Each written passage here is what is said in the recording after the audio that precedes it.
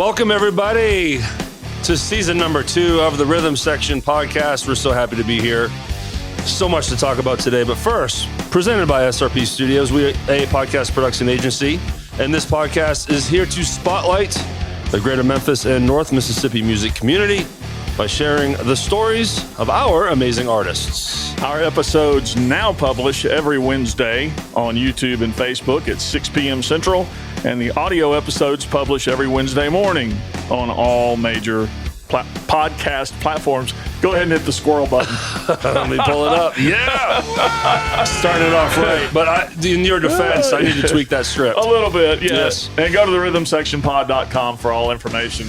This is new to us, guys. We're back. Yeah. And hey, we got some advertisers now. Yes. This is where we plug them in. This is the new format. So we are very happy to announce that we have 2 advertisers, and we're going to start with Hadley's Pub. Yes. Everybody, so grateful for them to jump on board and support this podcast. They are going to be one of our advertisers for the whole season. So this is great. And this is when we're going to read their commercials. So what we got here is Christmas for the Kids, the 2023 kickoff. This year's first official event of the giving season is on Sunday, October 29th at Hadley's. Yeah, they started all off at Hadley's Halloween Havoc Deuce 2. Featuring live action wrestling. Oh God, this is right up Derek's alley. Outside in the big ring, and then red hot music inside from Basket Case and Twin Soul, a couple of bands you've probably never heard of. Then stay tuned for more great Christmas for the Kids events, as they will bring you some killer live music and other big special events throughout the season to raise money to help Hadley's help more families than ever in 2023. Sponsor number 2, our friends Boba Cream. We all know Boba Cream. We've been talking about them forever because they are a retail location for merch, but now they are actually a real deal, full-on advertiser for the whole season as well. So Boba Cream, if you didn't know, is a veteran-owned, family-friendly business serving delicious boba tea and desserts with a commitment to quality and customer satisfaction. They are located at 131 West Commerce Street in Hernando, Mississippi. Business hours are Tuesday through Friday, 3 to 8 p.m. and Saturday, 11 to 8.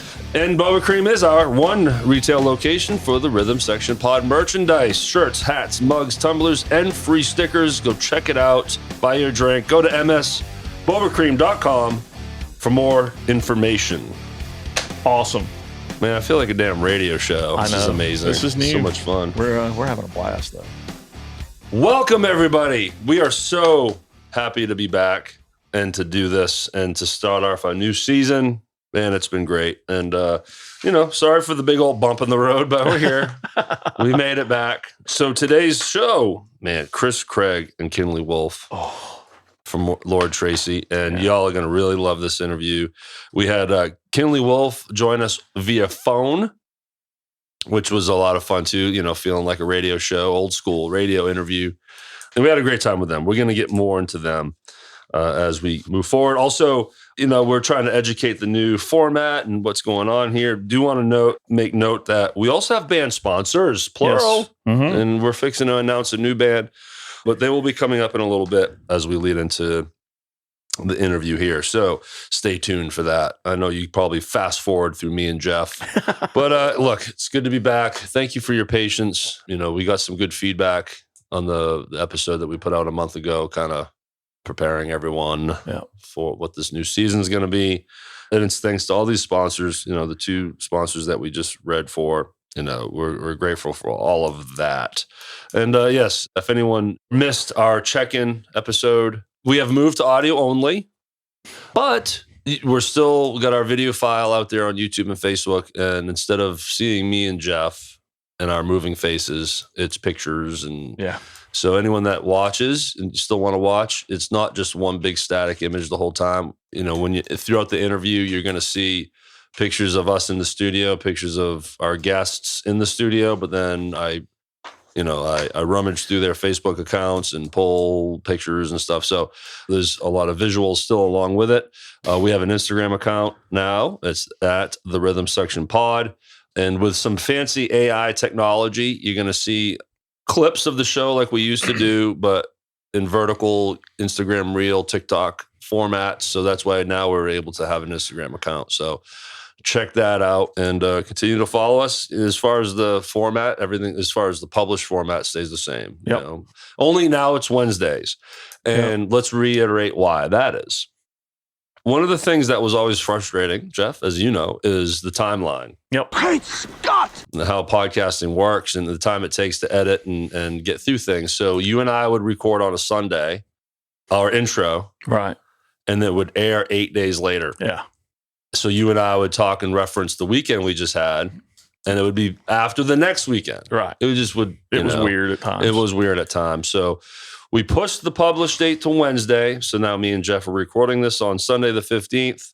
If you're listening to this on published day, it's the 18th. Yeah. So that way when... Only a couple of days later. Yeah. So and now when you and I better. are talking about a weekend, Yep. it's more current. So Something it's bugging me. We talked about the Hadley's Halloween Havoc in our intro there. mm-hmm. I just want to know if Bob Boscia and Charlie Belt are fighting.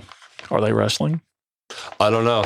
I got to know. Yeah, we'll find out. Because there's a little rivalry going on between Basket Case and Twin Soul. I know. They're not... I want to know which band is the heel Yeah. and which band is the baby face. Yeah, because they could both easily be heels. Yeah. Exactly.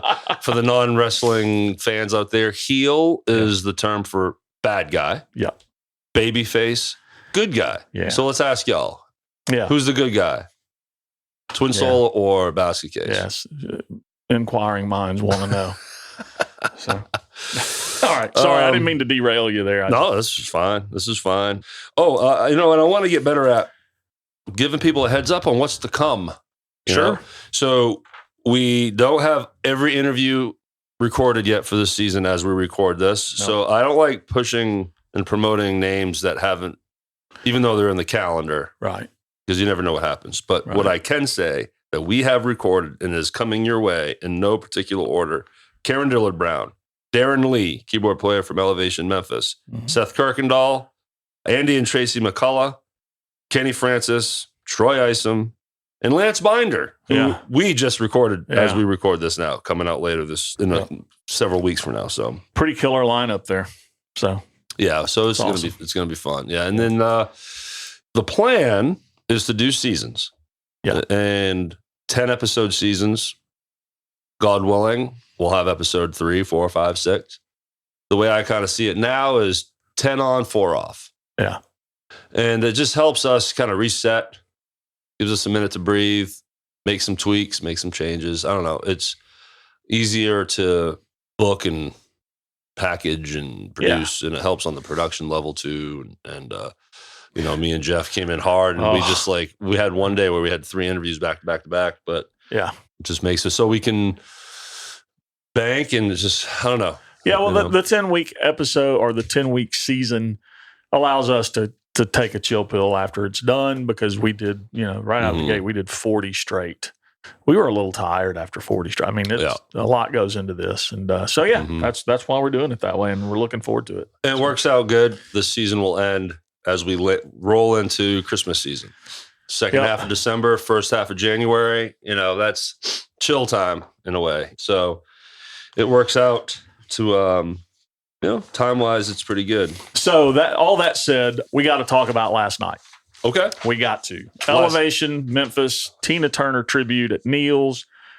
Man, you guys killed it. It was amazing. I know you are super thrilled to be playing bass with these guys. I haven't seen you that happy on stage in a while. Man, it was fun. You had a great time, and you guys were awesome.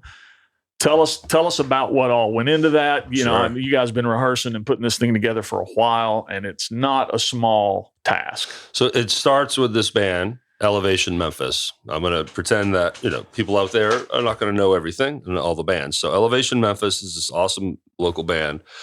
Darren Lee on keys, and he's like the musical director. And then the 2 singers, LaShawn Robinson Henderson and Melanie Pierce. They're just a great group. They're original artists, but also working cover band and stuff. And then they have Darren Little on drums. And that's been the core for a number of, the drummer's been with them a year, but the other 3, they've been the core. They are the core Right. of Elevation Memphis and have been for years. And because of this show, and having the ladies, LaShawn and Melanie in here, and just the connections it's made for me and Jeff, just in general. We befriended them, and then they invited me to just sit in with them and do a show with them at Ernestine and Hazel's. Yep. So it's a one-off deal. I was like, hell yeah. So I got to know them that way, made an impression. Yeah. And at this time, they had already announced this Tina Turner tribute act at Neil's for October 14th. And they had a different bass player time. Right. Then all of a sudden they got another offer to do a shorter show at the Tina Turner Museum in Brownsville. So I got asked to go on that, and then off and running. The next thing you know, I'm having to woodshed all this amazing Tina Turner stuff, which was, it really just like, it made me a better musician. It knocked the cobwebs off, because I've talked about it before, and you certainly know how complacent and bored, and I just got tired of playing country music and actually quit playing for over a year, about a year and a half. So that was refreshing. So meanwhile, while working on the museum show, the bass player for the big Neil show had to back out, and I got the nod. So tons of rehearsing. It goes back to the Elevation core, the way, Darren did all the MDing and all the structure of the whole show. But then LaShawn and Melanie are doing all the booking and all the rehearsing and the planning and the wardrobe. And we had dancers last night. And it was... do you know the names of the dancers? I don't. Yeah, and I don't either, and we apologize for that. You mentioned the core. You mentioned Melanie and LaShawn and the Double Ds. Obviously, Josh Haynes was on guitar, and sometimes he does it. Sometimes Troy Isom does it. Just depends on who's available for whatever show. We had Karen Dillard Brown. She, I guess you would say, call it emceed the event, where she told the story, a lot of information about Tina Turner that you might not know at the beginning. And she's also one hell of a vocalist herself, and did some singing and took part in it that way. And Gina Moore, you may know her, one of the backup singers for Pulse, which is how that relationship even started. So it was one of those deals where we had 4 vocalists, and they would take turns going up front. Now, Melanie was the more focal point of the Tina tribute, but LaShawn's also, in costume. I don't want to degrade by saying costume. No, but you know what I mean. Yeah, it's it's part of the show. It's a show, and these dancers, and it was just the vocals, unbelievable. LaShawn, and I hate to single out Melanie, but like you said, she's kind of the focal point of the show. And I've got to say, Melanie, that you absolutely channeled your inner Tina Turner. Yeah. You didn't just get up there and sing these songs. I saw elements of Tina Turner in your movements, in the things you did, the way you sang, facial expressions. I've seen music videos with Tina Turner in them, and I'm like, she has watched these videos to be able to mimic some of these things. I taught her everything she knows. So I don't mean to just focus on Melanie, but you know, she's the one. She's in the wig. She's wearing the outfits like Tina would wear, and the movements, and just it was amazing. And then LaShawn, a voice from heaven. Oh, Jesus, unreal. And out there performing too. Yeah. And then we do Private Dancer. Yeah. And she starts out in the crowd.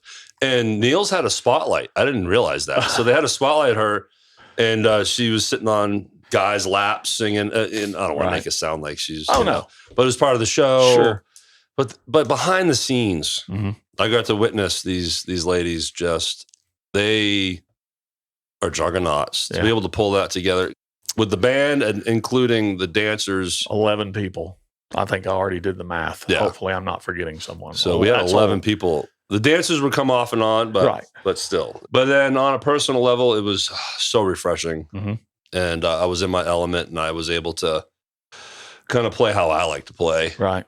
It's not about me. This show's not about me. But if on a personal level, as a musician, man, it was just refreshing. And well, congrats to you, and congrats to the entire band and team that put that thing together, because it came off exactly as you would want it to come off. It was very well put together. The amount of work that went into it was obvious. So check out elevationmemphis.com. Yep. Go follow them. Go check them out just in general.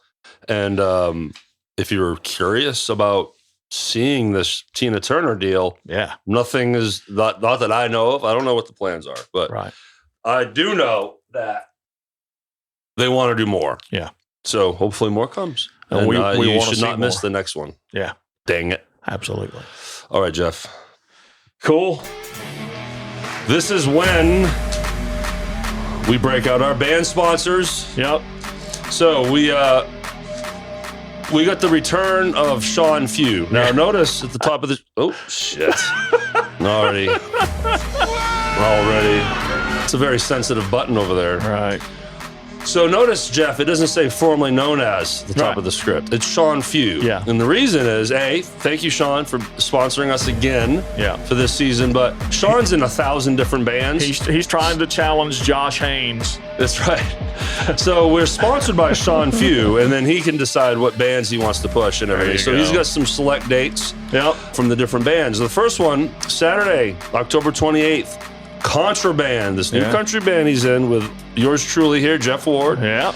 The first public debut is at 10th Inning at 8 to midnight. Yep. Were you aware of that show, Jeff? I was aware of that show. Yeah. I've been working pretty hard to learn those tunes.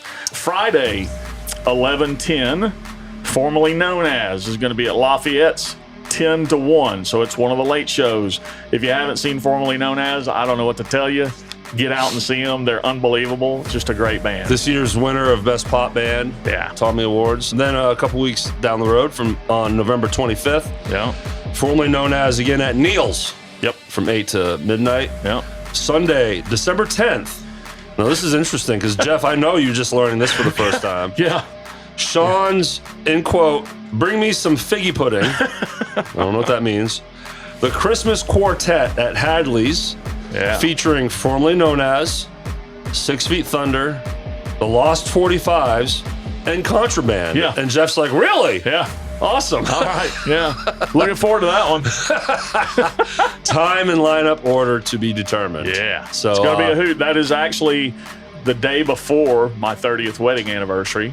Oh, that's right. And, we're going to have a big old party for that. I'll be leaving town on the 11th, so I'm glad that I wasn't planning on leaving on the 10th. Maybe they got a backup for you. Maybe they have a film. Maybe you've been fired and you don't know it. It could be.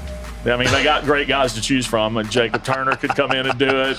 Jimmy Fall, Michael McClenny, any of these guys that play with tracks, come on out. So, all right. Well, thank you, Sean. Yep. All right, our new band sponsor. This is exciting, ladies and gentlemen. Area 51. Yes. We love it. Have jumped in for the season to be one of our band sponsors, and thank you so much. And so Friday, October 20th, Lafayette's 6 to 9 p.m. With Jacob Turner on drums filling in, as you mentioned him. Jimmy Fulp is their guy, but he's probably out going to be traveling with his wife again. And then Friday at Neil's, October 27th, 8 p.m. to midnight. Yep. And then Friday, November the 17th, they're going to be at Hadley's 9 to 1. We love all these venues, man. They support Memphis music, and we appreciate Lafayette's, Neil's, and Hadley's always. So to the musicians and the bands, talking to you, if you want to be promoted like this, I promise you it's affordable. Yeah. We have room for 3 more bands at least that we would love to fill some space with. So come on, reach out to me, Jeff, Facebook message, smoke signals. Absolutely. However you want to get a part of this. We want to help promote bands, but also be like a radio show and have you as sponsors. And we'd love to have you in there. So if you're interested, please reach out. Yep. Okay, now on to the stars of this show today, and that is Chris Craig and Kinley Wolfe of Lord Tracy. The lead bass player. Oh, yeah. So Lord Tracy is a band that was new to me, but not to Memphis. No. Right, Jeff? So what was it like back in the late 80s, early 90s with Lord Tracy out here? I mean, they were just one of those bands that, just like so many in this area was just overrun with amazing talent. A lot of people were getting record deals. We've talked to other musicians on this program that moved here because of that. Yeah. Looking to get the same I don't know if you'd call it luck or just what. There was a buzz. There was a buzz. This town was jumping, and Lord Tracy was a huge part of that. And the Stage Stop, they considered that home. They did some great shows at the Stage Stop. And Nita Macris. Taking care of everybody. And man, you and I, and I said this when we went to Neil's for the Stage Stop reunion show that Lord Tracy headlined. And that was my first time seeing Lord Tracy. As long as I've been here and as much of the part of the music scene as I've been around, I never caught them back in the day. So we've seen them now. Both of us were sitting there with jaws on the table. It was just an amazing show. And we immediately said, we got to interview those dudes. So that's what we worked on. I think at that time, Chris was booked. Yeah, I believe. I don't remember for sure, but we did it. We booked him before we took our hiatus. Yeah, before I had my nervous breakdown, panic attack, and canceled everything. Called him back, and he was all about coming. And when you and I sat down and like, okay, this is what we're doing. We're doing 10 episodes. Yeah. Who do we want to book? Chris Craig was like right at the top of the list. We wanted to get him back on, and then he said that Kinley wanted to join us. He had to do it on the phone. He lives down in Texas. We're like, nah, no thanks. No, that was amazing that he wanted to be a part of it, and we jumped at the opportunity. Yeah, and it was a great interview. Chris sent me a lot of texts with some prep. He was telling me his life story over texting, which is nice though because it gives us stuff to work from. But it was an easy conversation to have because it was basically it was Chris and Kinley talking about how they met, how they got everything rolling with the band, right? The record deal, all the craziness behind that, and then Kinley's just his craziness. Yeah, that's a whole other level of craziness. His bass playing style is unique, right, to say the least. You know, it's like a lead bass, John Entwistle, Cliff Burton, Billy Sheehan, Eddie Van Halen. And then he's got a whammy bar and he's tapping and harmonics and stuff like Eddie Van Halen. So he's a creature for sure. And then they were just fun. And we did get a taste of some new music that's coming out from these guys. We have been given permission to at least tease you that these guys, these two guys, drums and bass, are working on a drums and bass album. And when you hear it, you won't think it's just drums and bass. That's right. This shit was incredible. I couldn't believe what we were sitting here listening to the other day. So, we're looking forward to that. And we made it very clear to them when this is released that we will be playing some of this stuff on the show. Absolutely. Without question. Because it dawned on, and I mentioned it to you yesterday, it just so happens episode 1 of this season, we interviewed a rhythm section. It's awesome. It just worked out that way. Yeah. So then, of course, if a rhythm section album comes out, me and Jeff are going to... Yeah, we're going to promote that just a little bit. But it is awesome. Yeah. And I'm telling you, you're going to hear melodies in there where that has to be a guitar. You're going to swear it's guitar, keyboards, other instruments, but it's not. Nope, it's Kinley. So, one other thing I want to mention, because we didn't touch on it because this episode was really dedicated to Lord Tracy, but Chris is involved with another local band called Seeing Red, another great Memphis music band. So we want to shout out to them just to let them know we didn't forget them. But this episode was dedicated to Lord Tracy, but Seeing Red will be discussed in the future, and we'll have some of those guys in for interviews as well. There's just too many. There's too many people to talk to. It's just wild. But well, Jeff, man, this has been amazing. Fun. It's fun. It's great to be back. Yes. It's been a great day, and we hope you guys are enjoying the show. We've been away for a while, but we're back. We're ready to do this. You and I have been now covering interviews and under this new audio-only format and the new setup after the break and everything, but me and Jeff really have a lot of fun doing our little shit show at the front end. It's fun. We feel like radio hosts. Right. I don't know. It's fun. So, Jeff, it's been cool. Yeah. It's been gosh, fun. How many weeks? Yeah. It was, so with that, like I said, we want to do seasons and everything, but the breaks between seasons will not be as long as the one you just experienced. No. things happen. It was a format change. It is what it is. We're back on track, and we have our new flow that we want to do. And we're back on track because of these sponsors, and we can't thank you guys enough. Without you, it doesn't happen, and we love you, and we appreciate the support. Hadley's Pub has stepped up for us. Yeah, they did. So, shout out to all the other venues out there. Hey, hey, come on. Yeah. Hadley's, Boba Cream, Sean Few and all his bands, Area 51 and those guys, Area 51, Lance Binder, Josh Haynes, David Haynes, Jimmy Fault. Yeah. It takes a band to agree, let's do this. Right. So we appreciate all of you. So website, therhythmsectionpod.com. Yep. Check out Instagram. We're on Facebook. Everyone's following that. But hey, shoot over to Instagram, the Rhythm Section Pod, and go see a band. Yeah, go see a band. And right now, get ready, because here comes Kinley Wolfe and Chris Craig. They're about to kick your ass. Yes. Thanks, Jeff. Thank you all for listening. Thanks, guys.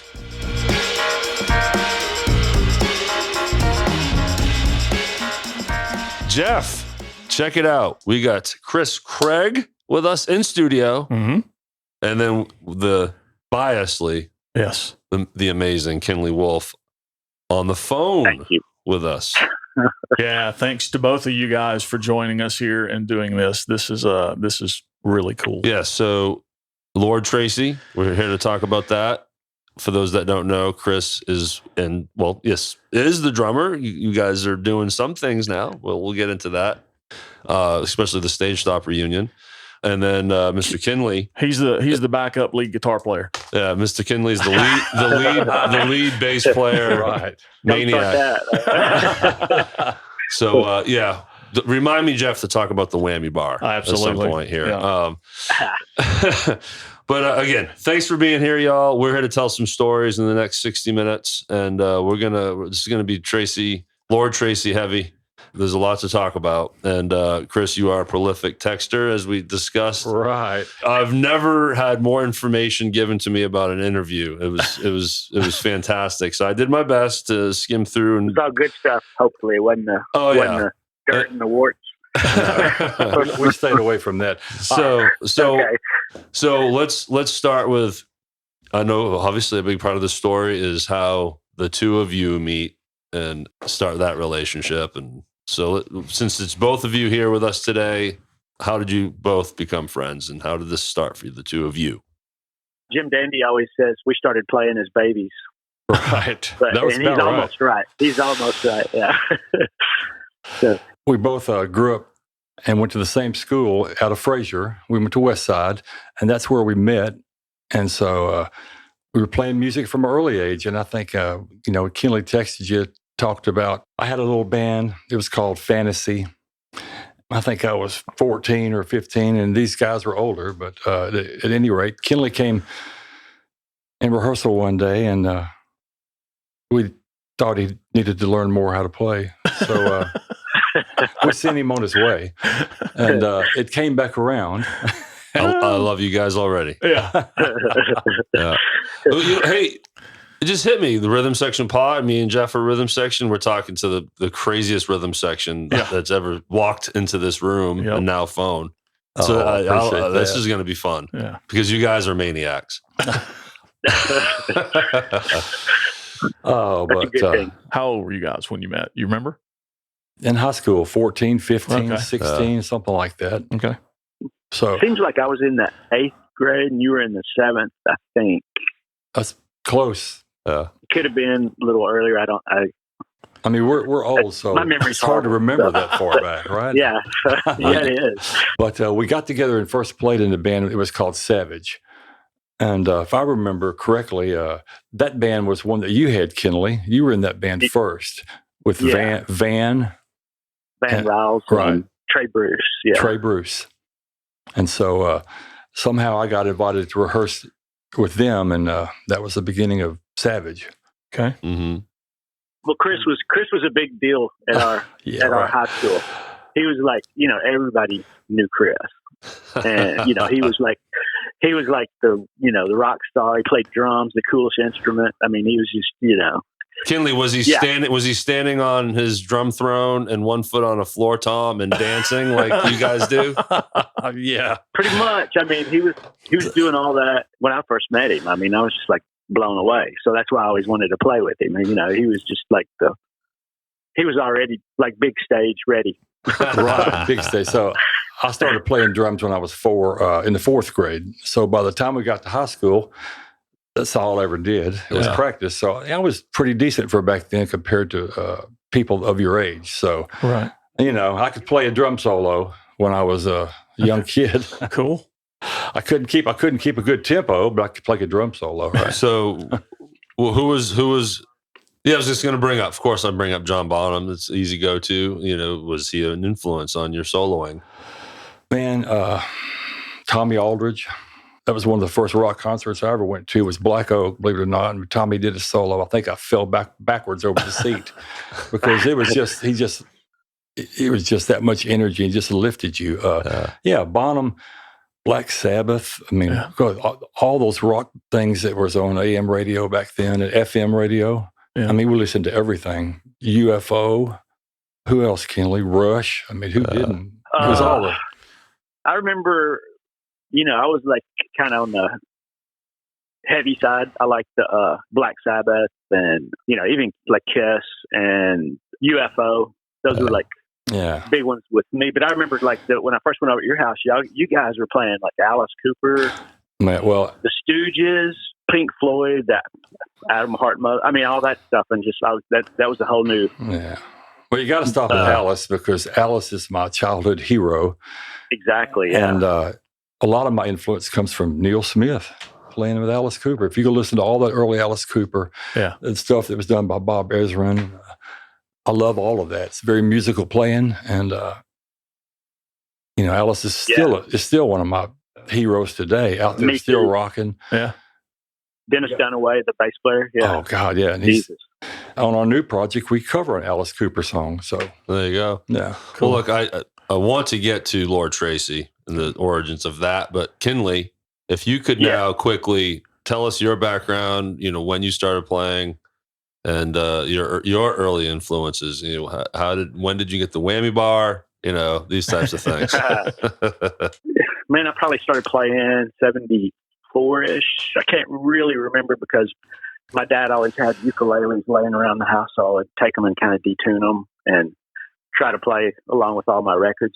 And so Black Sabbath, The Who, Kiss, that was stuff that I would try to learn to play. And I would learn like maybe one lick, and I would think, you know, I'm badass. I could play that one lick, but I couldn't play the whole song. Yeah. So anyway, I had to work at that. So I got really, really serious, I guess, 75. And then I, you know, really started practicing a ton. I got the whammy bar in 1984. I went to a NAMM show and met that Gary Kaler, and he had a bass whammy bar. He just I guess he just invented it. Yeah. And he was like, you know, would you put one of these on your bass? And I was like, so into Van Halen. I was like, hell yeah, you know, of course. Let me have it. And my favorite bass, you know, you had to route it out, and I routed the wood out. And when I put it on there, I couldn't get it in tune because I'd put it in the wrong place. Oh, no. And I had that hole. So then I had to reroute it again and move it up and, you know, finally got it right. And then, you know, I just went full on with it. I didn't know they were doing whammy bars back in 84. You know, that was a shocking revelation for me. That was pretty much I believe it was the first year. I know Ben Orr of the Cars had one. I had one. I know Billy Sheehan got one, but he didn't like it. They're hard to get in tune, but I figured it out. And, you know, you had to do stuff to the nut because it doesn't have a locking nut, and the way you put the strings on, they have to. I read a bunch of stuff how Eddie did before he got the Floyd Rose, so I just kind of followed kind of what he did. So me and Jeff talked about you after the Stage Stop reunion, and we clipped it out, and then both you and Chris were nice enough to share that. I hope no one heard my phone just go off, but so I threw out some names, and I want to see how close I was. I said Cliff Burton, John Entwistle, Eddie Van Halen. So I think I nailed it there and then Billy Sheehan, his name just came up, but I'm interested mostly in John Entwistle. Were you into the Who at all? Yes, I was really into the Who, and I was dating this girl, and her big brother was a musician, and I was like, I say dating. I was like 16, and my friends would like dump me off in their front yard. At like 8 o'clock, I'd go knock on the door, see her for an hour, then they would come back by and pick me up. But one night, I knocked on the door, and this dude came to the door, and he had, looked like a rock star. And I was like, "Is Kim there?" And he's like, "Yeah, I'll go get her." And so she comes back, and she's like, "Hi," and I'm like, "Who is that guy?" And she goes, "Oh, that's my brother, Robert." And I go, "Wow, what does he do?" And she goes, "He's a musician." And, I can't believe she never told me anything about this guy. And so I go, "What is he doing? He looks all like he's fixing to play." And she's like, "Yeah, he's flying to London and he's going to audition for the Rolling Stones." And I'm like, "What? The real Rolling Stones?" And she's like, "Yeah." And I'm like, "What the hell?" And then she goes, "Well, you know that band, The Who?" And I was like, "Yeah, my favorite fucking band." And she goes, "Well, you know that bass player, John Entwistle?" And I'm like, "Yes, my hero." And she's like, "Well, he's in a band with him." And so they saw him. So he gets, their Mick Taylor quit. And so, they're auditioning guitar players, and he's going to audition for him. So I always had this thing. Robert would always give me all these, crazy tapes and stuff with John Entwistle. And I was totally into that, just his tones and the way he played, and it was for sure. Yeah, he's huge influence. Yeah, that band was called Ox, right? John Entwistle's Ox that he played with. John Entwistle's Ox. Yeah, that was his nickname, correct?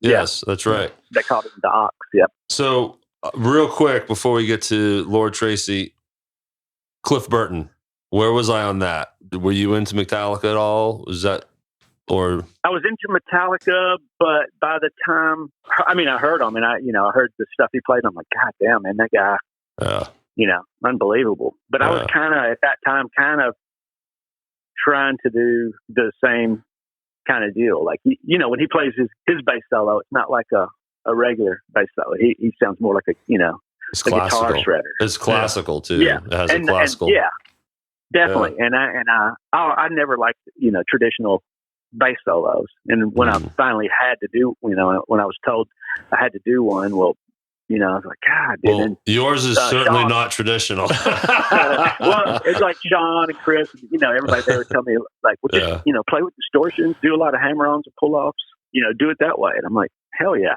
I'll do it that way. Yeah. So I want to thank everyone else at this table. Thank you for giving me the time to nerd out with Kinley on bass. That was amazing. Oh, I feel confident that we'll have an episode dedicated to you and Kinley just hanging out. Lord Tracy. All right, now let's do some Lord Tracy here. So I would say 7 days straight, I would get mile-long texts every day trying to keep up with the story. I think Craig... And between Kinley and Craig, you guys, Chris Craig. You, I'm pointing to you, and then Kinley. Oh, okay. Kinley's texts were thrown in the mix. Too. Okay, I got you.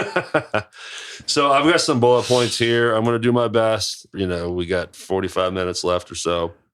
So I apologize if we skip over things, but let's at least start with, how does Lord Tracy just become an entity, and when does that happen? We probably first started getting together in 86 or 87. Kinley and I had moved to Dallas. We were just got through finished with playing with Black Oak, Arkansas, and Jim Dandy. We left. At the time, we had Rocky Athis, who was a guitar player from Dallas, and he had a band called Lightning that was pretty big in Dallas at the time. So we all left Jim at the same time to go play with Lightning. And that went on for a couple of years before it kind of faded out. And so me and Kinley decided to go ahead and get our own band together. We were living in Dallas. So we called Jim Ruzidoff. I said, come on down to Dallas. And so he did. He moved down there.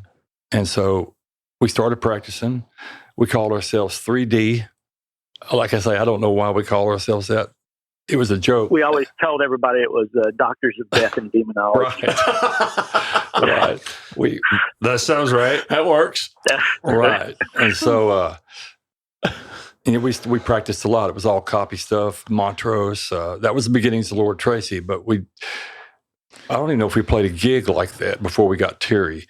Pantera was a local band around Dallas at the time too. They had a couple. Oh, I forgot about this. Yeah, Yes. they had a couple, 2 or 3 records out local Before Phil Anselmo. Right. This was what Terry was singing with them, and so Terry being the lead singer. Terry Glaze, right? Of Lord Tracy. Right. So I guess that Pantera had decided to go harder, and Terry. They certainly did that. Yeah. So at any rate, one day Kinley recruited Terry to come to rehearsal for the 3D rehearsal, and he did, and he never left. So there you go. Never left. So that was really the beginnings of Lord Tracy, and yeah, Terry got ousted out of Pantera because he wrote pretty much all the songs, and they wanted him to give his publishing to, over to Pantera's dad. okay. And so he refused to do that, and then he came over to us, and like I say, we were playing, I think, some Cheap Trick songs, and that hooked him. Yeah. Well, I'm glad you brought that up because I went on your website.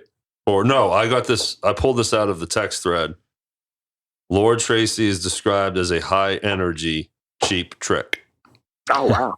Yeah. Well, That's cool. That was my words. Yeah. Because the thing was, back in the day when we were, they lumped us in with hair metal, and we weren't really a hair metal band. We weren't really a glam band. It was just that time. We played more stuff like high energy Cheap Trick. That's kind of what we did. Mm-hmm. Right. And that was where our influences came from too. So that was my words.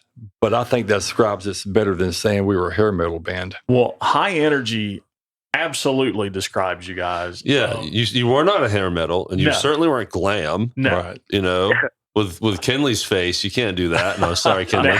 No. Yeah. I'm teasing because he's not here. He'd probably kick my ass if he was here. So I don't know if you guys heard me in the previous episode when we talked about the show you did at Neil's. That was the first night that I saw you guys live. And I'm ashamed to say that because I am from this area, and I know you guys have played Stage Stop and you've done so much here in this area. For somehow, I just never got out to a Lord Tracy show. Derek's excuse is he's not from here. So he's got a much better excuse than I do. But when you guys came out at that show, he and I were sitting there, and I think we looked at each other like, how the hell have we missed this all these years? Yeah. Because just from the Yeah, you moment, should have seen us when we were young. I mean, you guys lit a fire in that place. For real. from the moment real. you hit the stage, it was on. And I mean, it's one of the most high energy shows I've ever witnessed, and it was amazing. Yeah. Awesome. Well, thank you. Thank you very much. I want to build to that reunion because, I'd love to, if we have time, because I have my memories of it already and things I'd love to nerd out with y'all about your show. But Sure. it's more about, we want to make sure we get all the history in before my silly ass story. So, so let's go back to where you just left off. And I can't remember where that was. So Jeff interrupted me so rudely. High energy Cheap Trick. High energy Cheap Trick. That's Right. We just got Terry in the band, and it felt really good. When you have something special. Sure. And of course, Kinley and I had already been playing with Black Oak since 1980. So we were about 6 years into playing a lot. Mm-hmm. I had played in the band with Jim for about a year. So we all were really good friends, grew up with the same part of town, with the same influences. And when we got Terry in the band, we knew we had the focal point to put all that stuff that we had, all that energy that you're talking about. Right. I think it's important in a lot of bands like Van Halen, you focus that through somebody who's up front. Mm-hmm. And Terry was one of those guys that when he's on stage, whether you like him or hate him, you're always watching him. You don't want to miss what he's about to do because he's always doing something. He's on the table, under the table, and there, over there, saying this, saying that. He was throwing at Stage Stop reunion. He was throwing curveballs to all of you. Oh, you could see it. Yeah. You guys were like, okay, we're doing this. At that show, it was kind of cool because he was going, "What do you want to play?" So we didn't really we had a set list, but we were right.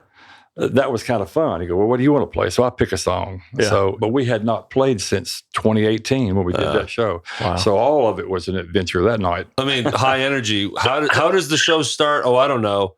They all Drop the Bomb on Me comes on. And the Gap Band. Yeah. And then they parade onto the stage, and Chris is standing on his drums, and everyone's dancing, and it's. And dude, that's how it starts. I was so petrified. I'm thinking, holy shit, I hope he doesn't fall. Yeah, I mean, wouldn't that have been cool though? That would have been perfect. I mean, it wasn't walking on the stage. You guys strutted, like Ric Flair style, right? Onto that stage. There was history there. If you had come to the Stage Stop back in those days and seen us, you'd have known that the Stage Stop played that song in every break, every night for years. And so that's how that becomes a thing for you. Right. We said it's a awesome. Stage Stop reunion. So Kinley, our walk-on music. Kinley gave Richard the CD. That's awesome. And he said, play that. He's going, what? Play that. So that's how that happened. And it was all right from the Stage Stop. So how does Jimmy, how do you say his last name? Ruzidoff? Ruzidoff. Pretty close. How does he become part of the band? When and how? We grew up in Memphis, and Jimmy was, he's like 5 years older than me. And I used to go see him. He had a band called Wake, and I would go see him, and he was like jumping off tables, flipping over amps, flinging his guitar. I mean, he was just like, he was out of control. And I go, I can see why you all became friends. Like, if we got a chance to get this guy, we got to get him, because I mean, he's fucking nuts, So I don't know if he ended up here and we got together with him, or if we called him and asked him to move here. Do you remember how that happened, Chris? Yeah. When we were doing the Lightning gig and I came back to Memphis for that 6 months, I played with him. So I got with Wake, and me and him played with Wake. And so when we got the call to go back to go do Lightning again, I already knew Jim. So when Lord Tracy time came, I just called him, and he made it down there because he knew it was special too. So we were playing with people we love and love to play. Mm-hmm. And that's what makes everything click, when you love to. So the four of you at that first rehearsal together, I mean, is it just fire from day one? When the four of you, It was loud. It was fire. It was like, I don't even think we knew half the songs we were playing. We were just, Terry, we'll play this. It was okay. Well, you guys absolutely just anything you're doing is your style. Period. You're not, if you're doing a cover song, you're not trying to be that band. You're just doing it Lord Tracy's way. Oh yeah. And it's great. It's the only way we know how. We probably wouldn't be very good if we tried to sound like the other bands. We had to stay like we were. One time I played in a cover type band like that, and I just, I swore it off. Like, I'll quit playing music if I have to just, be a cover. Mm-hmm. I did the same thing. It took the fun out of it for me. I just like, I like to be stupid. And, and if you would have seen Jim Ruzidoff back in that, in that day, he was like, he was master of stupid and, jumping and, he was. There was a club called, remember on the tracks, and it had across the track. Yeah, across the tracks down there off Southern. It had like picnic tables, and he would slide, and he would jump on that table and on his knees and slide down that table while he was playing. Wow! So it was definitely knocking beers over. So, all right, if you don't mind, I want to take this to when Nita Macris introduces you to Phoenix Productions. And if I'm skipping a bunch of stuff, feel free to be like, hey, before that, this story needs to come first. But, I want to start walking down that path. Let me just put it that way of now how you guys start breaking into the business. I believe the Stage Stop was the very first gig we had with Terry. It was. That was the in-between the Phoenix and where we started. We just started playing the Stage Stop. Okay. And there was a few other clubs in Dallas, but basically we drive up, play the Stage Stop because that was the place. Apparently, I've heard about it a few times. Absolutely. Yes. And so Nita, and we were doing good for Nita, and she kind of liked us. She's always supported young bands, bringing them up, and done anything that could to help them. She'd also tell you if she didn't like you, but that's her way of helping you too, right? So. Right. Well, there's that classic picture of her flipping you off, the Johnny Cash style. Well, we staged that picture. Really? Me and Thomas Halfacre, we knew we were going to do that last show. Just to jump ahead real quick, and I said, I'm going to go say something to her to piss her off, and you'd make sure you get the picture when I do. And so I did, and sure enough, I got the reaction I wanted. Would you care to share with us what you said? I don't know. I probably said, "This place sucks" or something. I don't know. I don't know what it was. But I said something, and she just shot me the bird, and we got the picture, and then we made the bass drum head out of Done it. deal. So, yeah, it was cool. So anyway, going back to the Phoenix Productions, Nita hooked us up with Eli Ball, and they had a production company, and I said Polydor. I think it was Polygram. They had a deal with Polygram Records, a right of first refusal. And so we went in the studio, went to Ardent on their dollar and made a demo, and they were going to go shop it to their label, which was Polygram, I think. And if Polygram didn't want us, then the door was open to go shop. So that's how it started with them. We made a pretty cool demo in Ardent. It was really fun. And John Hampton was engineering, which is, like we said, he was a great drummer, great engineer. And it sounded great. And Eli just let us, we all set up live and just played live. That's how we did our demo, which was the best way to capture Lord Tracy anyway. Sure. I remember Billy Gibbons from ZZ Top was in there, and he came and looked in the room, and he goes, "That's exactly how we used to do it, just like that." How cool. Like, wow. Yeah, very cool. Excuse me if I missed this, but is this the Ardent story? When you played Ardent? Yeah, that was in Ardent. Yeah, when we were doing the demos. Yeah. Okay. I totally missed that part, didn't I? Yeah. No. Yeah, that's where Eli put us in. Here we go. Coming. Sorry, guys. Oh, yeah, it's coming. So that's when usually mostly myself calling myself out when I flake out and don't hear details and then ask a question again.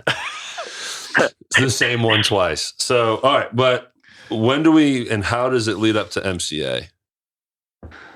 Well, if just connect that dot, whatever story's in between.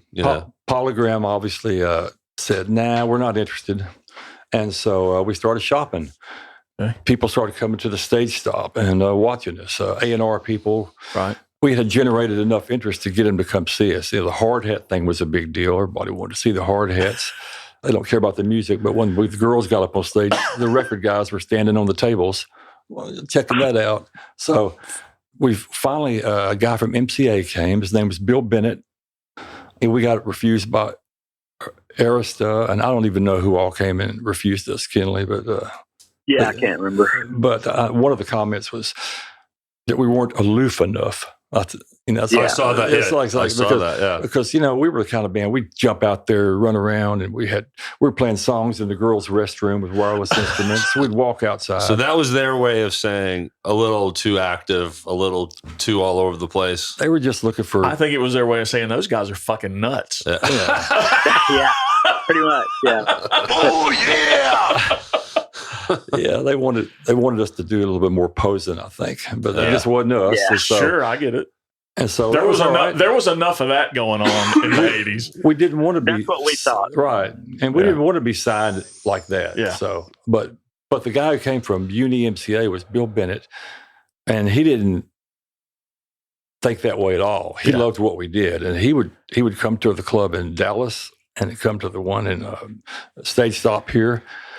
And he decided they wanted to sign us. Of course, then we had to work our way through that deal with Phoenix Productions. And I think in the end, MCA had to end up buying us out of that. So there we are. Right. Then we got a record deal coming. It's like, how cool. We had to get a manager next. Yeah. So great segue there. Because of your awesome text thread, I have sort of like a layout here where you started working with Peter Leeds, which was Blondie's old manager. Right. So real quick, a little bit on Peter, please. Yeah.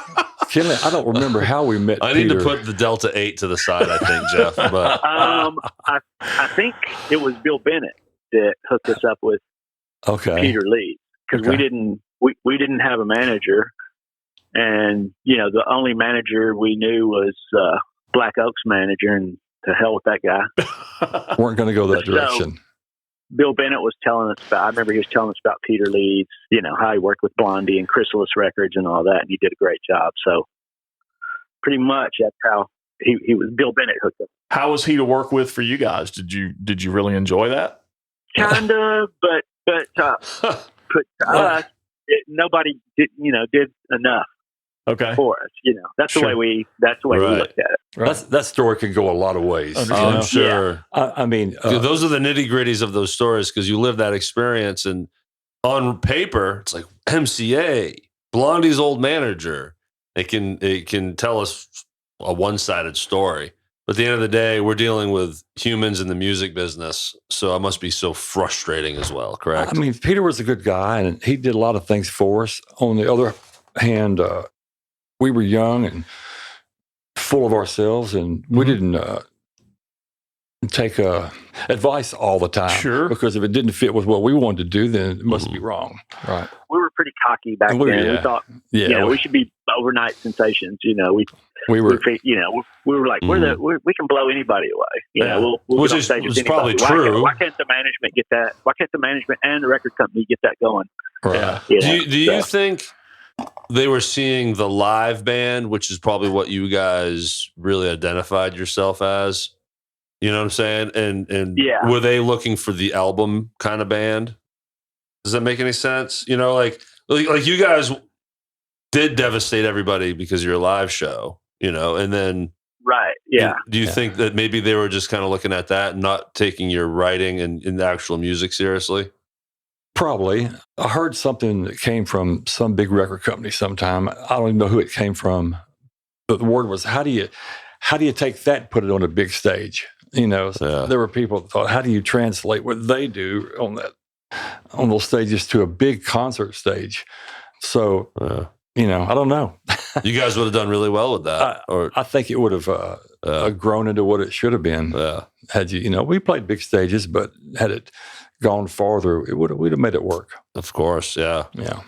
And I know we always said that we weren't in a box enough. Like, well, there's that. Our songs kind of ran the gamut, and we should have, they always wanted us to focus, like, we'll just keep writing out with the boys, like this way and that way. And it's like I'd said when I sent you that stuff, so they didn't know how to market us. It's like, are they a heavy metal band? Yeah. Are they a rock band? And so even when we were doing the record, and the record company was trying to put together all the stuff, they put us where we went and took pictures at Ventura Beach in the ocean. So now we look like a surf band.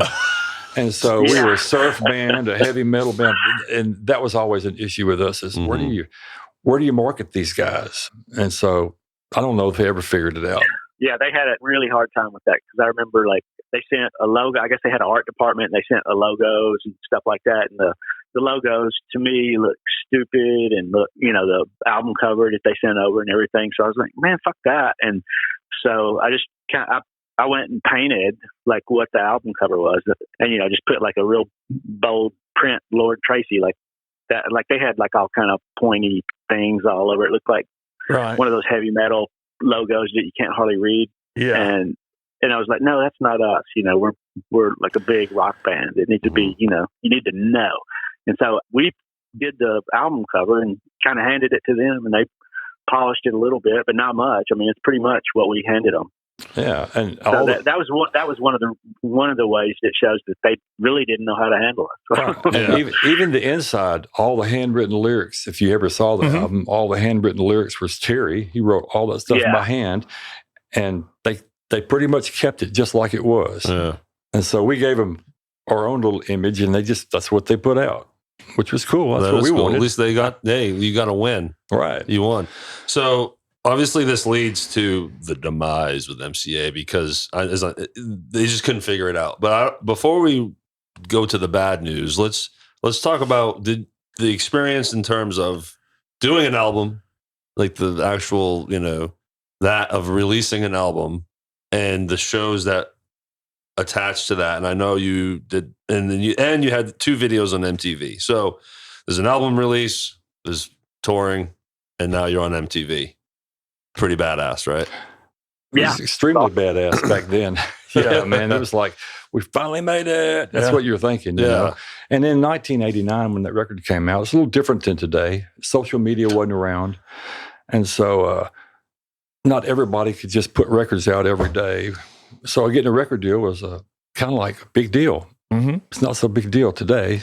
Anybody can put a record out. Right. It's not as special as it was then, for sure. It's not as special. Of course, it's a good thing. I'm not talking that down. But back then, it was like, it was a big deal to have a record deal. So, when we signed that record deal, we were in Kinley's apartment, and it was just like surreal. You know, it's like, wow, we finally got a record deal.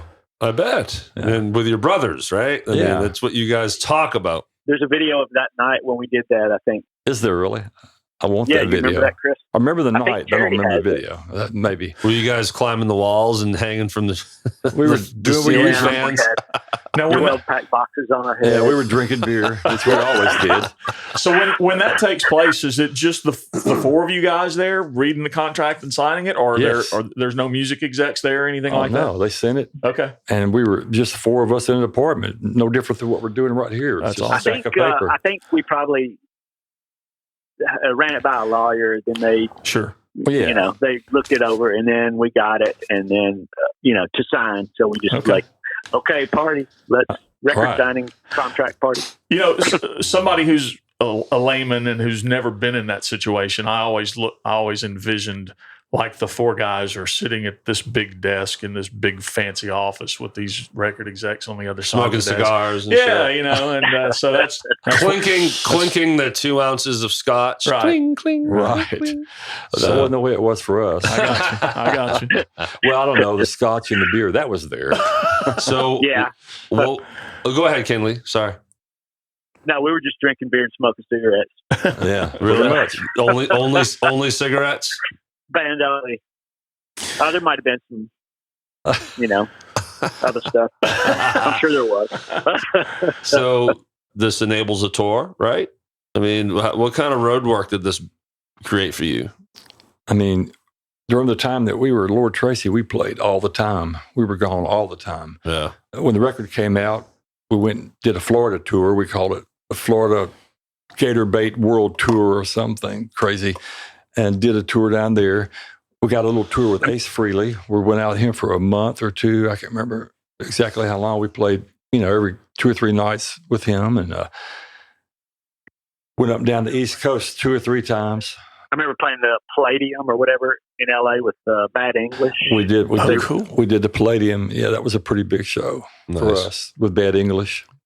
Damn. And we did the Bronco Bowl in Dallas with Bonham, and we would run across other people and open or play with those often. But often it was us in clubs, or middle arenas, and we got on the Miller Jr.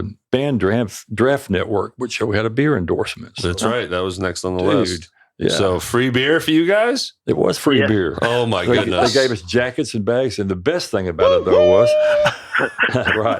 The best thing about that was that they did merchandise or marketing. So every time we went to a club, every table had a table tent with our picture on it.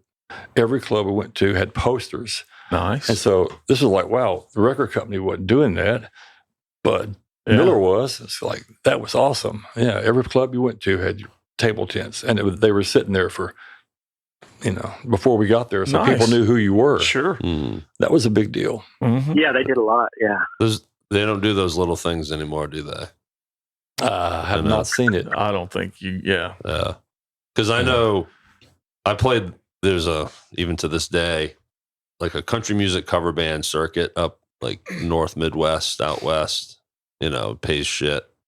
I mean, we're talking mid 2010s. I'm playing these places. They never did that shit. They didn't. Right. Sometimes it felt like you were reminding them that they had a band when you show up. You know what I'm saying? Like, you guys know we're coming, right? Been there before. Right. I mean, I think those Nashville country guys get the biggest beer endorsements. Yeah. Now. Anymore. Right. Yeah. Well, if you guys will let us know well in advance the next time you play Neil's, Derek and I'll make sure your photos are on each table. Oh, awesome. Cool. Oh, yeah. Man. So what do you want to talk about? If you want to add anything before, the post MCA, please let me know right now. Feel free to tell any of those stories. But when we get to that part, are you willing to even speak on that? Like what that was like, or? I will tell you something. Go for it, brother. I will say one thing we always get asked, and we probably should cover is, when we got a record deal, we were called Tracy Lords. Okay. And Tracy Lords, we got the name from an underage porn star back in the day. Yeah. It was her notoriety. And one day we were doing a demo in a Dallas studio, and somehow we decided to call that demo Tracy Lords. And that's what we'd send to the record companies we were shopping to. Well, that was probably a brilliant idea, although we didn't think of it like we were being brilliant. We were just being like we always were, goofy and making fun of things, and turned out good for us because it got a lot of attention. Okay. But we couldn't keep that name. Right. We had already recorded the record in L.A., and we were about to start mixing, and that's when we got the letter from Tracy Lord's lawyer. And what did it say, Cease Kinley? and desist. Well, it said something like, Pretty much, yeah. Mrs. We Lord. can't have some sleazy rock band spelling her name. Right. Right. Mrs. Lords is a calendar star and a movie star. And I didn't want you guys dragging her down in the gutter. so then this is porn star stuff over on the other end, right? So, we thought, well, God, we'll just get her on the record and she can sing She's a Bitch with us. That would have been great, right? Yeah. But they clearly didn't see it that way, did they? I think they would have had we paid her. But we weren't going to do that. Of course, that's the money. Sure. Of course, that's why the licensing. And I get it. I totally get it. So we had to change our name. We had an hour to do it. And so I think we spent one night thinking about it and couldn't think of nothing. So we just turned it over. Who decided? Who thought of that, Kinley? I can't remember.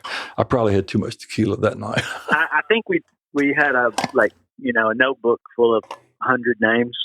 Right. And we just finally at some point said, man, just fuck it. Just turn it backwards. Right. So it's still, everybody will know.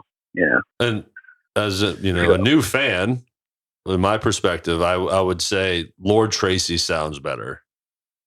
To me, in my opinion, my humble opinion. Right. I don't know what kind of arguments the band had about this name change. I know how that is, but I don't know. Lord Tracy's Lord, or Tracy Lords. I don't know.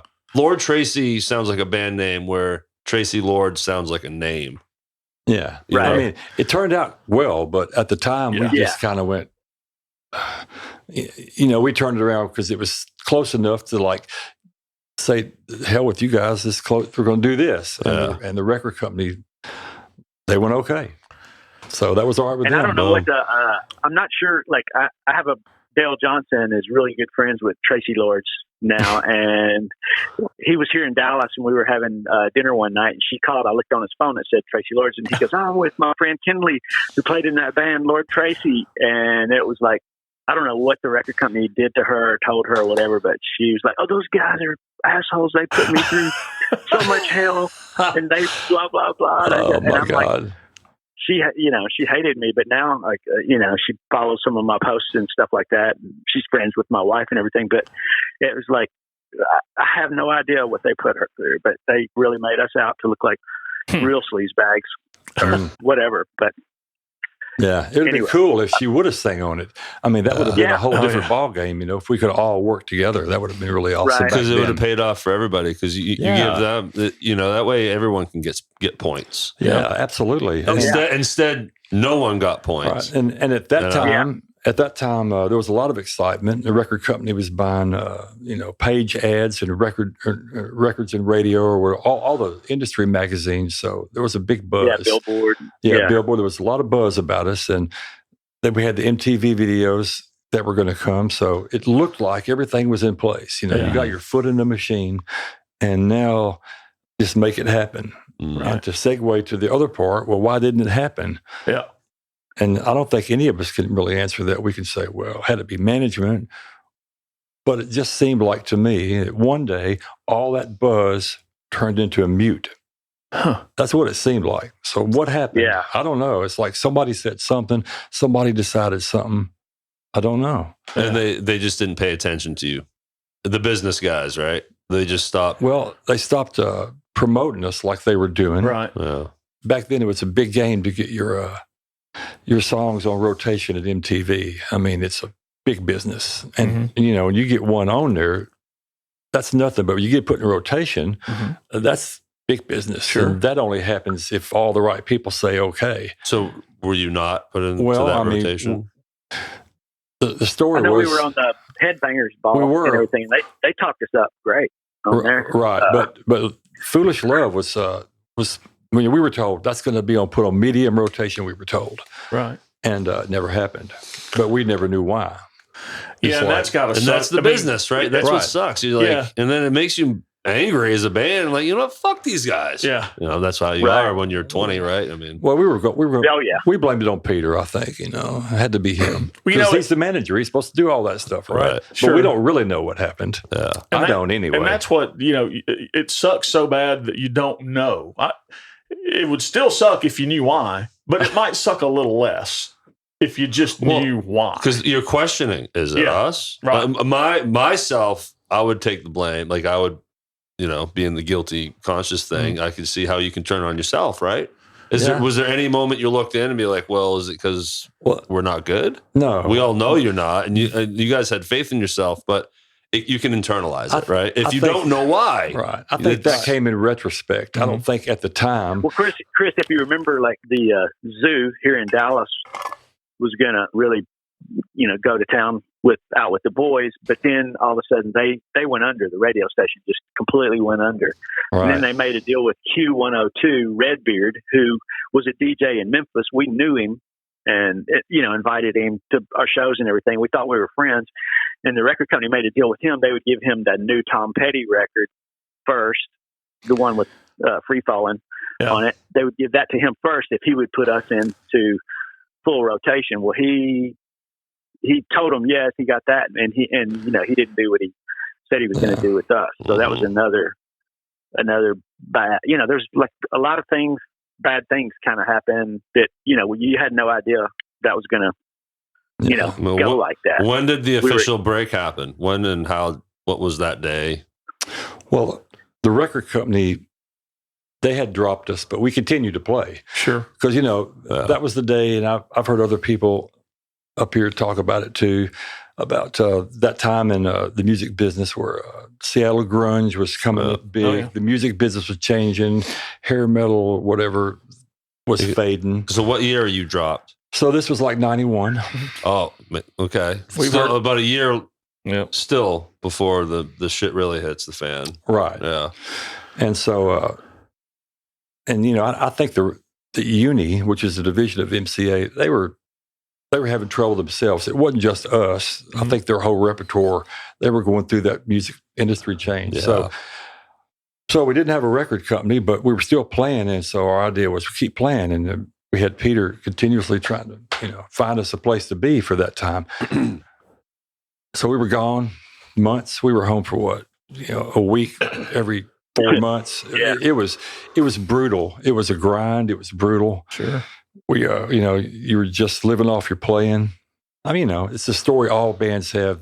Even the ones that make it can tell you these kind of story. Mm-hmm.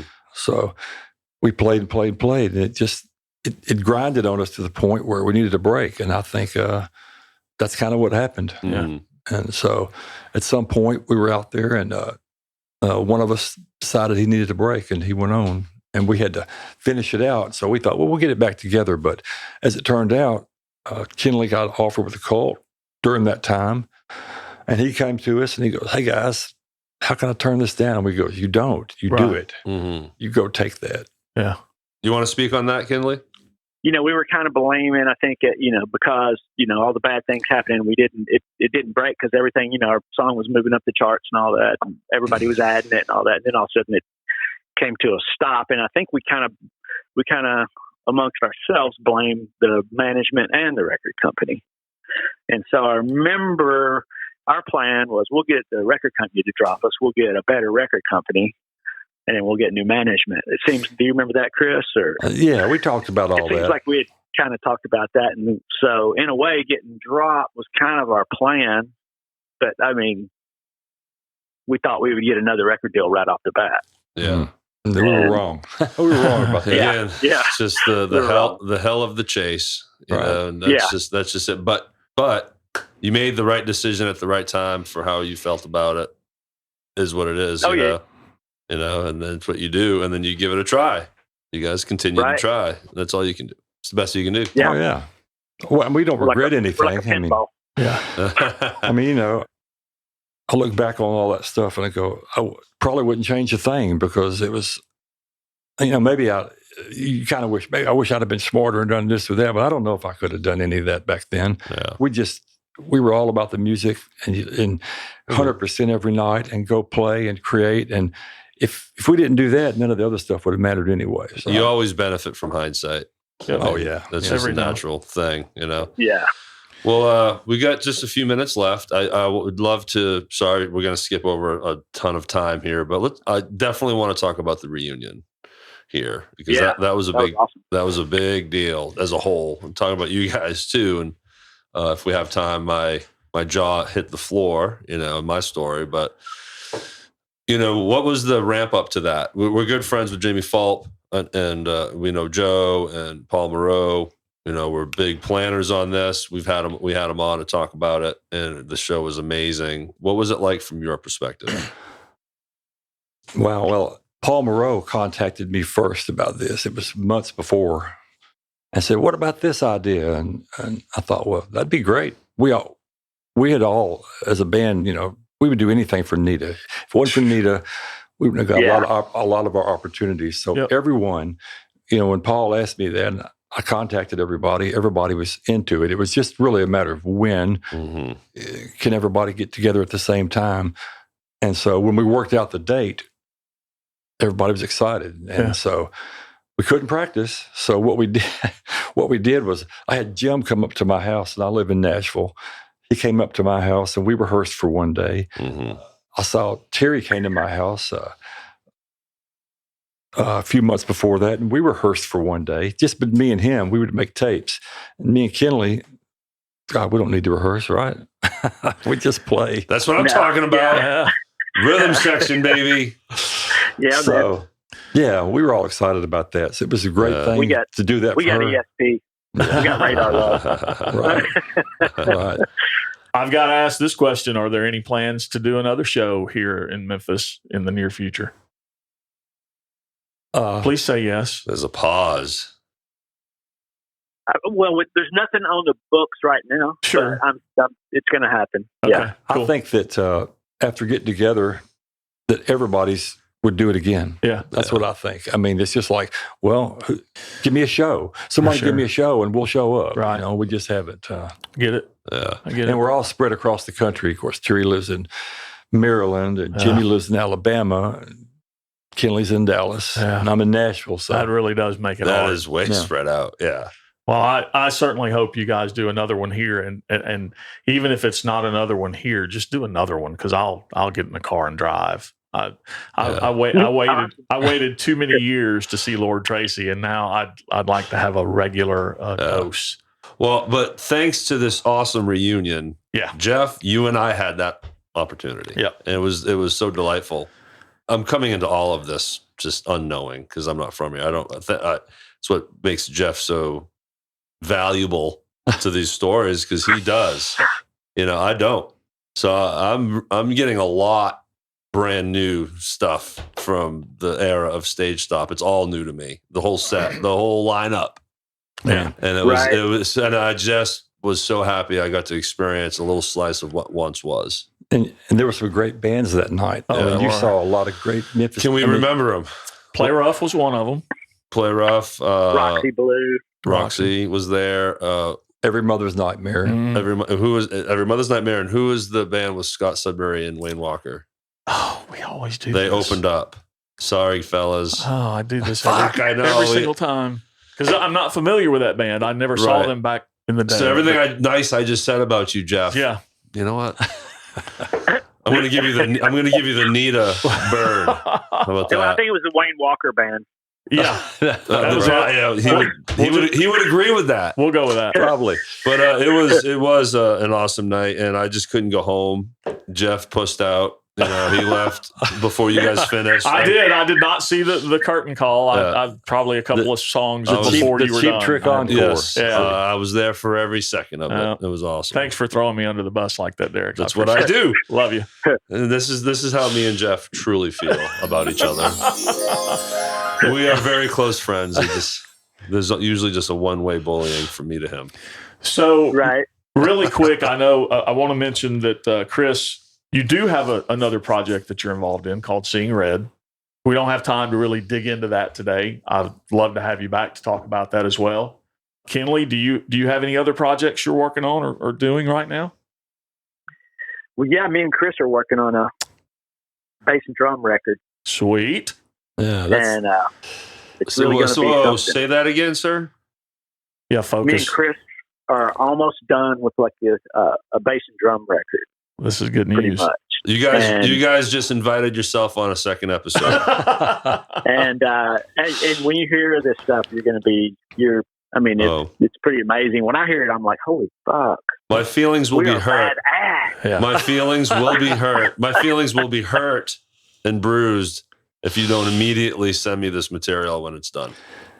Yes, we will. It's really exciting for us. We're super proud of it. I mean, it's just killer. We've been wanting to do it forever.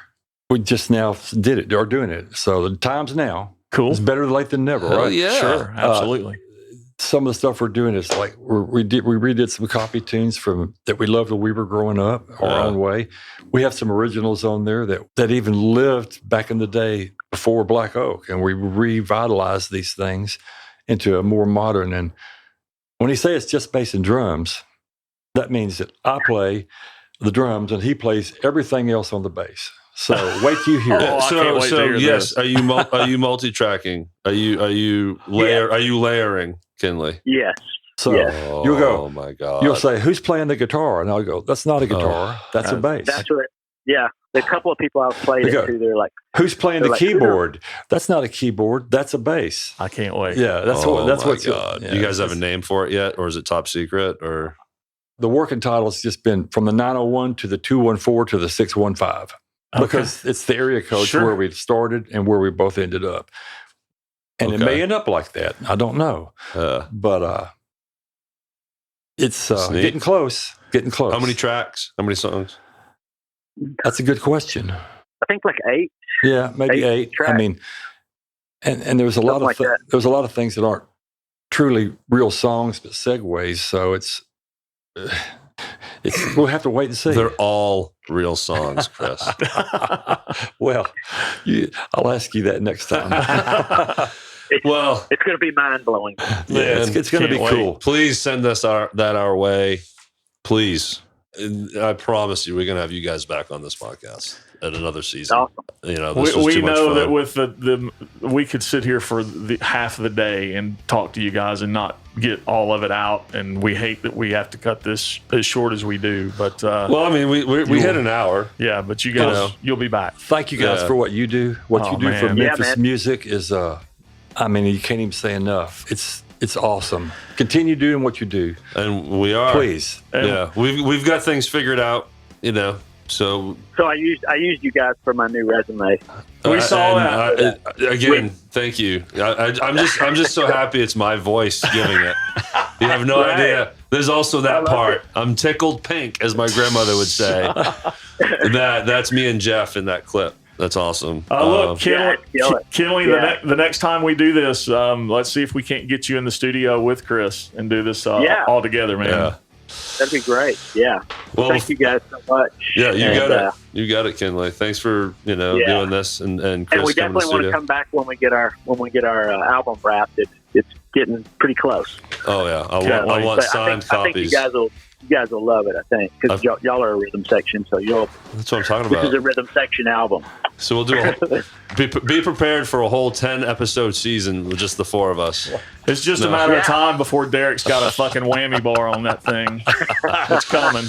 Well, look, before we finally say our last goodbye on the show, Jeff, let's talk some stuff here. What do we got here? The audience. I mean, always. What can we say? Yeah, without you guys, we can't do it. And without people like Kinley and Chris coming in to talk to us, we can't do it. So thanks to you. We have nothing without the stories. So the guests, yes, thanks for coming here and telling your stories. And thank you to the audience for enjoy listening to them. Yeah, we enjoy the engagement. Please check out the rhythmsectionpod.com. Yep, that's the one-stop shop. You can find all our archive episodes, the current one, our Instagram page, Facebook page, YouTube channel. It's all there. And our sponsors, thank you to them. We can't do this without you, literally. That's why there's a season 2 exists, plain and simple, is because of our sponsors. But our very first sponsor, very early on partner with us was Boba Cream, pretty much from day one. We'll say it was close enough. And Ryan Duran at Boba Cream was nice enough to give us a space for our merch, Jeff. So tell them more about what we have. We got hats, tumblers, mugs, T-shirts, pretty much you name it. We got it. Stickers. So, yeah, check it all out. Stickers are free, by the way. Yeah. Just go ahead and grab one, get a drink, buy a shirt, and then buy a hat, and then buy a coffee mug. That's the plan. And if you have been living under a rock and you've never heard Lord Tracy, check out Terry Glaze, Jimmy Rusadoff, Kinley Wolfe, and Chris Craig. These guys are awesome. And hopefully you'll get an opportunity to see them do a live show, because that is where these dudes really, really shine. Their website link and their Facebook page links are in the description. Yep.